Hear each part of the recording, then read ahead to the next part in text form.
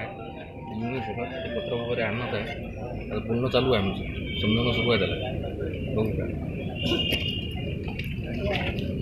निलेश भेंडे, युवा स्वाभिमान पार्टीचा युवा अध्यक्ष तसेच मराठा म्हणून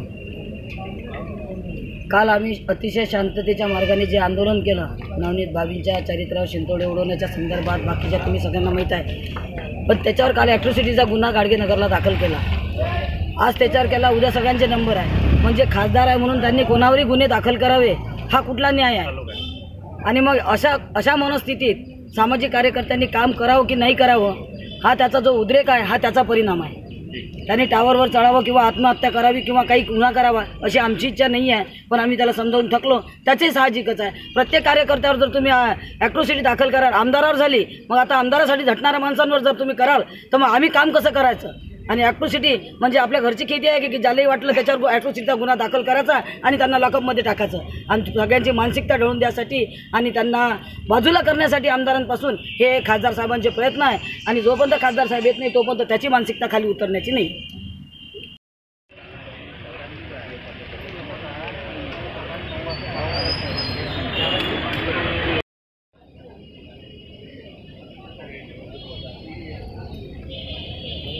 बाबू गिर गया.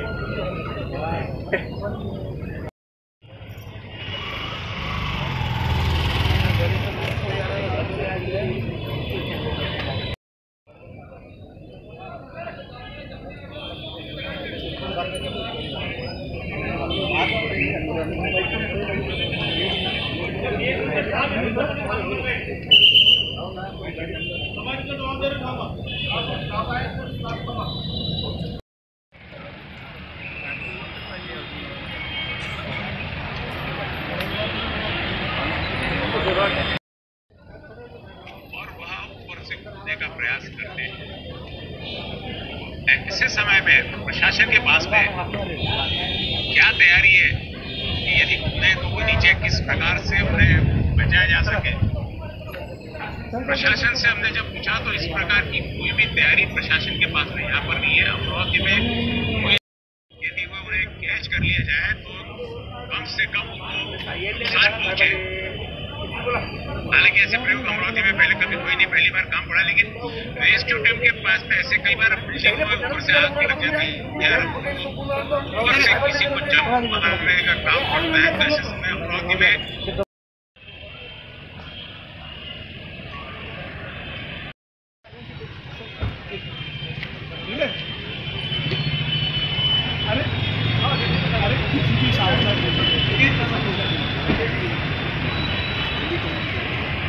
माझा फोन सुरू होता.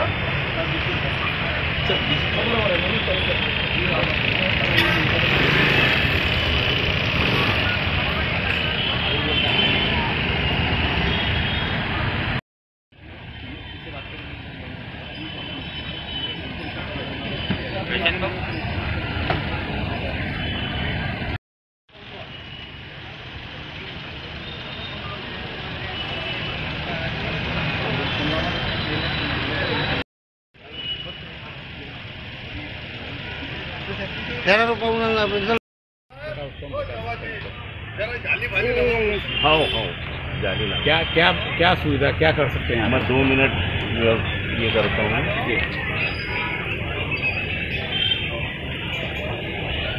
यहाँ पे आप अभी देख रहे हैं ये पूरा जो नीचे टावर आपको दिख रहा नीचे पूरे इसको किया था ऊपर की जाके बात कर रहे हैं, लेकिन किसी को भी आने को वो वहाँ से परमिट नहीं कर रहे हैं.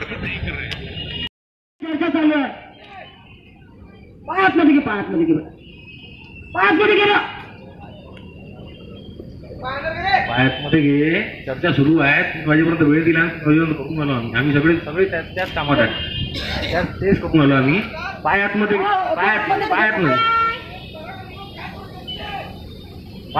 घे. थोड्या वेळात पायातमध्ये घे. चालू आहे, सगळी चर्चा सुरू आहे. आतमध्ये घे पाय. आतमध्ये घे पाय. पाय आतमध्ये घे. हो ना, बोलणं चालू आहे. मागे घेणार काय? अरे तू 3 वाजेपर्यंत वेळ दिली आहे ना, दिलेस 3 वाजेपर्यंत वेळ दिली आहे ना, तो थांबतो थोडासा. हे पाहिजे आतमध्ये.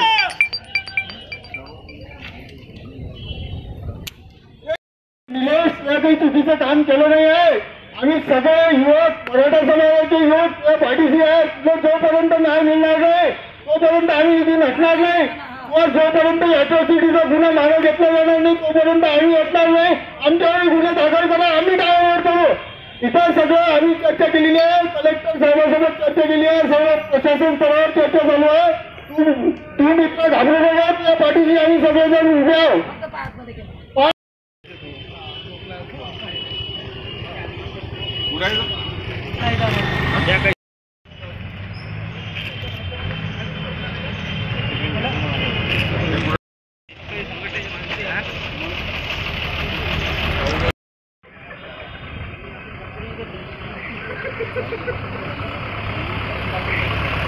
गाडी हटायला पाहिजे.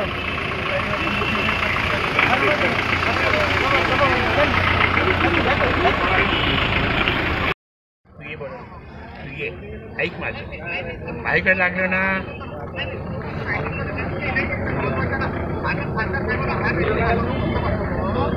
फरार अरे मी तहसीलदारले मी जरा बोललो नव्हतो ना. आता मी बोललो, आता सगळं होऊन जाईल ना. ये अरे बाबा रे. हा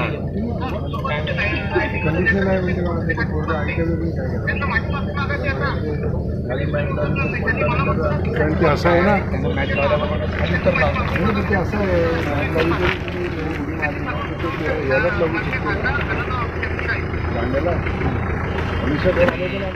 एवढी विनंती कोण आलो, माझं ऐकत नाही. तुम्ही ऐकून लागली. मी काय सांगू बरं ते पाडो म्हणा, कागदावर पाडो म्हणा. कागद पाठवतो. बरं मी सगळं करतो त्याप्रमाणे. ते माझ्याकडे लागलं ना तर मी बिघडलं. ऐकून आता पण आले पुन्हा. त्यांचं इथे म्हणणं आहे साहेब बोलले, ठीक आहे त्यांच्यासोबत. ते म्हणे की मी सगळं मागे घ्यायला तयार आहे. बोला जाय पाठव. मी आता खासदार साहेबांचे पत्र पाहिले. त्यामध्ये त्यांनी लिहिले आहे की मित्रांची व शिवसेना पक्षाची माफी मागावी. परंतु खासदार साहेबांना सांगतो की मी माफी मागणार नाही आणि मला माहीत आहे तो माझ्या मरणाची वाट पाहत आहे. त्यांनी जर माझी माफी मागून माझ्यावर जो खोटा गुन्हा दाखल केला आहे तो मागे घेत नाही तोपर्यंत मी खाली उतरणार नाही. आता आम्ही मराठा आत्महत्या करत आहे ज्याची जबाबदारी खासदार साहेबांची राहील. वैद्य साहेब, मी आपली माफी मागतो आणि आता मी आणि मंगेश कोकाटे आम्ही 1 तासामध्ये आत्महत्या करतो. निलेश भेंडे.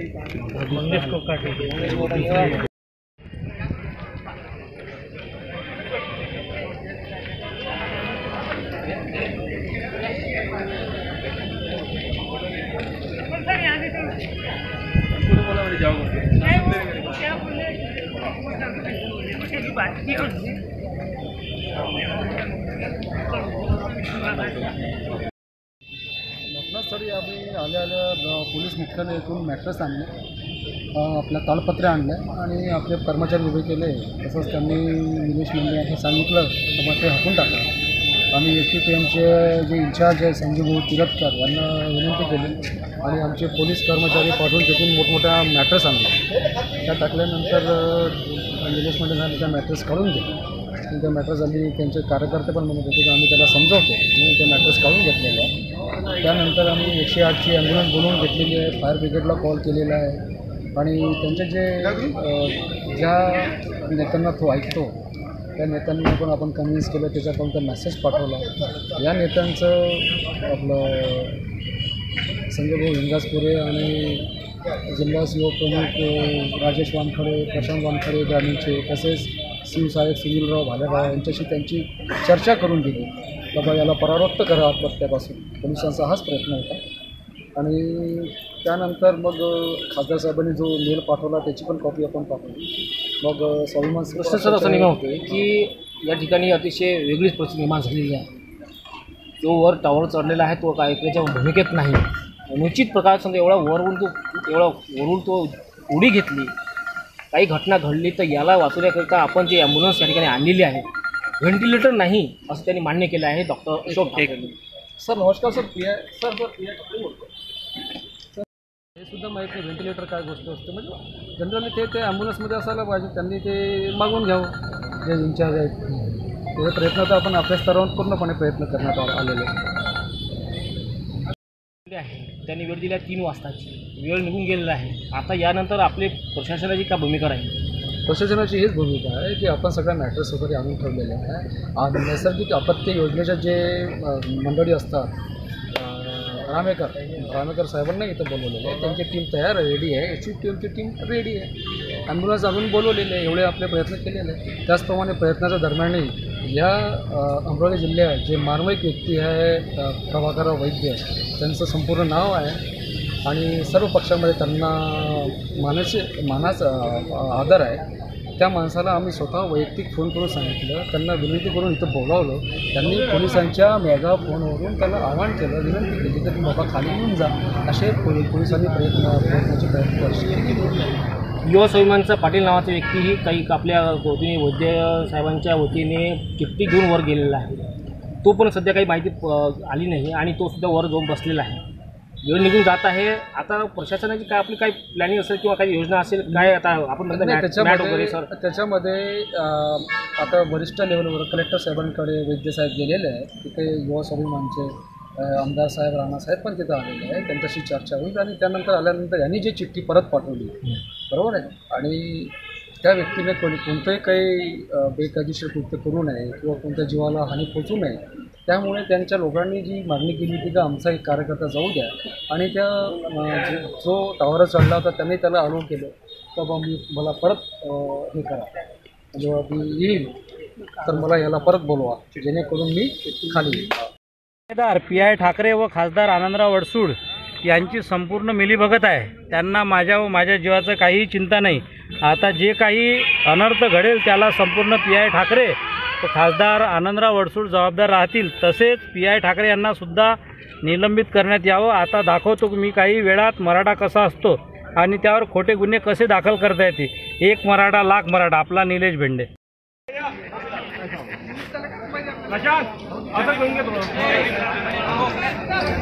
हा बस बस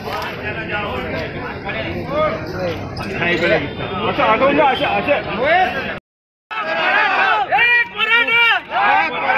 छत्रपती शिवाजी महाराज की.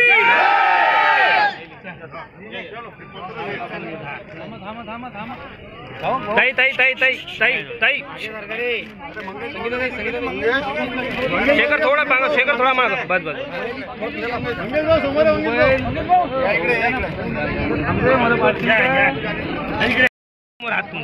आपण तिथून आवाज देऊन ठरवले. तुम्ही तिथून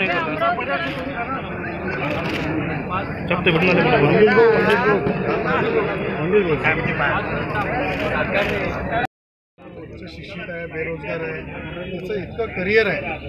मी खासदार साहेबांना विनंती केली आणि मी स्वतःही त्यांना या जिल्ह्याच्या वतीने विनंती करतो की ॲट्रॉसिटी हा गुन्हा सर्वसाधारण मागासवर्गीय लोकांच्या गोरगरिबांच्या संरक्षणासाठी झालेला आहे. म्हणून खासदार असो की आमदार असो यांनी त्या कायद्याचा दुरुपयोग करू नये. जर मी जरी असलो किंवा ते जरी असले तर हा कायदा मुळात आमच्यासाठी बनलाच नाही आहे. आमच्याजवळ खासदार म्हणून एवढं मोठं पद आहे, आमदार म्हणून एवढं मोठं पद आहे, मग आम्ही त्या गुन्ह्याचा वापर करूच नाही.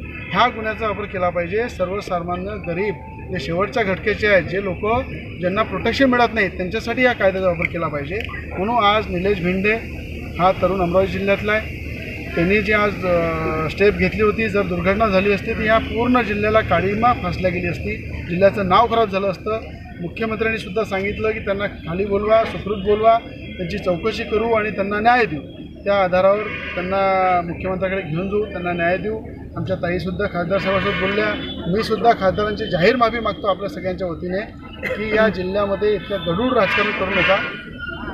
जे राजकारणाची पातळी घसरू नका, कारण की हा जिल्हा सुसंस्कृत जिल्हा आहे, महिलांचा सन्मान करणारा जिल्हा आहे. आणि माझ्याकडनं जर काही चुका झाल्या असतील तर मी सुद्धा त्यांना सांगतो की बा ह्या सगळ्या चुका राजकारणामध्ये ज्या काही तुम्ही घडून आणता त्या घडतात आणि त्या होतात, पण अशा पद्धतीचा ॲट्रॉसिटीचा वापर कृपा करून या जिल्ह्यात करू नका आणि एखाद्या महिलेला अपमानित करू नका.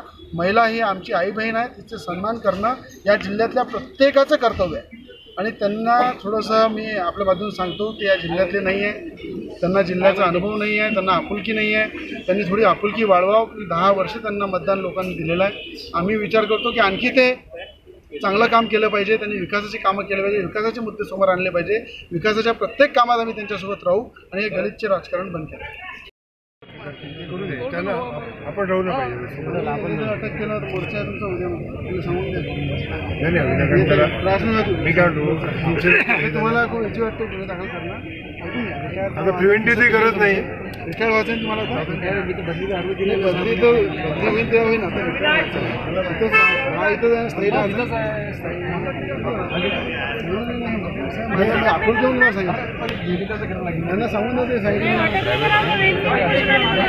हो शिक्षणच नाही अटक करण्यासाठी जास्तीत जास्त त्याच्यामध्ये झालं आपल्याच कार्यकर्ता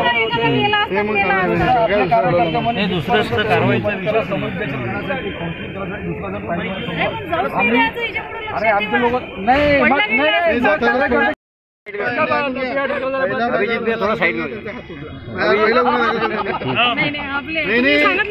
माझ्यावर जेव्हा गुन्हा दाखल केला पहिला फोन लावला तर वहिनीने उचलला. म्हणजे काय झालं तर गुन्हा दाखल केल्यावर हात तुटला. हेच बोलले पडलं ते पडले सर. हे खासदार समर्थक आहे, एकदम नम्र आहे, प्रामाणिक आहे. पहिल्या अमरावती जिल्ह्याचे सगळ्यात महत्वाचा विषय 9 वाजता भरपूर केलं 9 वाजता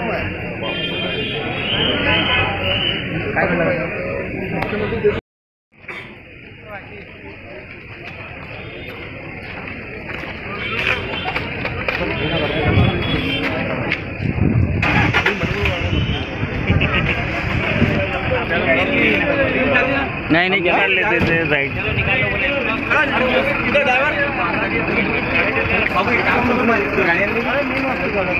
चाललं